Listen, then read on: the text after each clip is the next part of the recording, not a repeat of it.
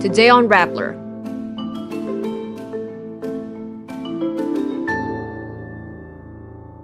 Alex Eala upsets 5-time Grand Slam champion and world number 2 Iga Swiatek in the Miami Open. Economists say OFW families will be the hardest hit by the zero remittance protest.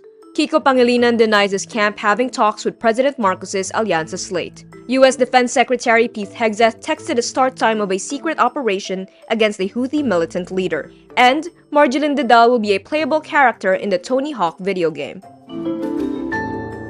Filipino tennis ace Alex Eala extends her dream run in the Miami Open after a huge 6-2, 7-5 upset against 5-time major titleist Iga Swiatek to advance to the semifinals.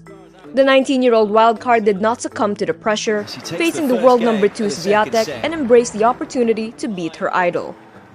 After failing to hold serve in the opening game, Eala won 6 of the next 7, breaking Swiatek 4 times to get the first set.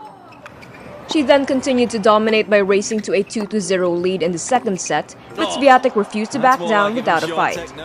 However, Eala maintained her poise, tied the game at 4-4, then 5-5, before she broke Swiatek for the 8th and last time to clinch the improbable win. My coach told me to run, to go for every ball, take all the opportunities I can because 5-time Grand Slam champion is not gonna give you the win. It's forever in my heart. The incredible run made Eala the first Filipino tennis player to reach the semifinals of a Women's Tennis Association 1000 event. She also cracked the top 100 of WTA for the first time and is poised to claim her biggest purse yet, as she is guaranteed at least $332,160 or over 19 million pesos. From being ranked 140 in the world, Eala climbed to number 75 in the live rankings and will likely gain direct entry to 3 other Grand Slam events of the year. Economists say the planned Zero Remittance Week among overseas Filipino workers from March 28 to April 4 will hit their families in the Philippines the hardest. This after some OFWs urged fellow Filipinos abroad to protest the International Criminal Court arrest of former President Rodrigo Duterte for his bloody drug war.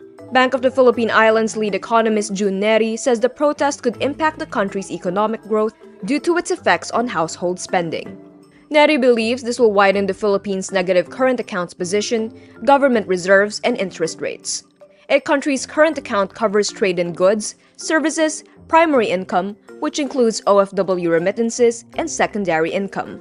OFW families are expected to be the most affected since they have to cut corners in their daily expenses if interest and foreign exchange rates rise.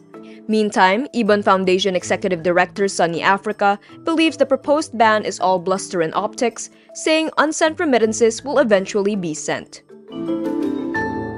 Former Senator Kiko Pangilinan denies speculation his camp is in talks with President Ferdinand Marcos Jr.'s Alyansa para sa Bagong Pilipinas. This amid reports that the president is considering his inclusion in the administration slate. During his proclamation rally in February, Pangilinan said he was willing to set aside politics and work with Marcos to lower the price of rice, a campaign promise from Marcos that remains unfulfilled since he assumed office in 2022. But Pangilinan reiterates he remains an independent candidate while welcoming broad-based support for his advocacies. He says, quote, "There have been no discussions between my camp and Alyansa para sa Bagong Pilipinas. Our campaign remains independent and focused on our core advocacy, fighting high food prices and ensuring food security for every Filipino family." Talks about Alyansa adopting a new candidate come after the president's sister and re-electionist Senator Amy Marcos exited the slate. Pangilinan is running alongside former Senator Bam Aquino, who also emphasizes he is running as an independent candidate. To help you make the best decision of who to vote for, we have all the information you need in one place, the Rappler election site.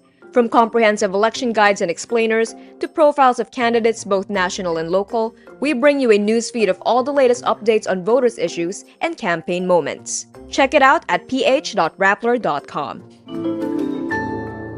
Defense Secretary Hegseth texted about plans to kill a Houthi militant leader in Yemen 2 hours before a military operation that was supposed to remain a secret. This according to screenshots of a chat released by The Atlantic. The revelation that sensitive attack plans were shared on a messaging app caused outrage in Washington.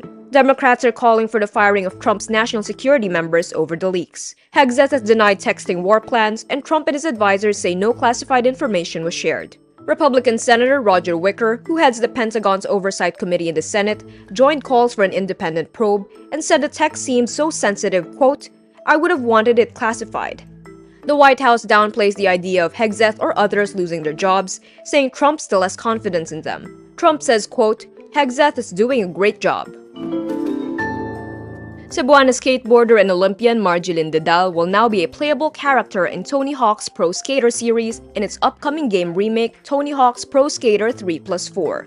The game series' official social media pages release a behind-the-scenes video featuring Didal and her professional skateboarding skills. Didal says, "I'm excited to be in the game and other people to use me in the Tony Hawk game." The Tony Hawk's Pro Skater series has been around since 1999, with skateboard star Tony Hawk as the face of the game. The game challenges players to score as high as possible by performing tricks like ollies, flips, and aerials. Didal also gives some advice to aspiring young skateboarders. My advice to other kids, just try skateboarding or like even other sports. Just have fun and don't forget why you started. And that's today's wrap. I'm Kara Oliver. Thank you for watching. Click the link below for the full story. Follow us on Rappler's YouTube, Facebook, X, Instagram, and TikTok.